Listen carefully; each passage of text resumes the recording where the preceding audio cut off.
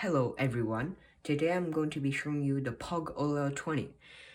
This algorithm I got from my friend Keeping Leads, which I'll put his channel in the description below. So, this algorithm goes like this. Now, let's do the alg slowly so you can follow. So you do it like this, which is, so you hold your index finger on this edge piece and then you rest like normal.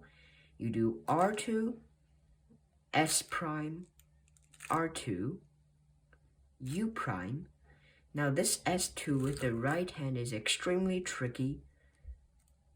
And then you do U prime, and then R2, S prime, R2, like the beginning. That is it for this video. I'll see you next time.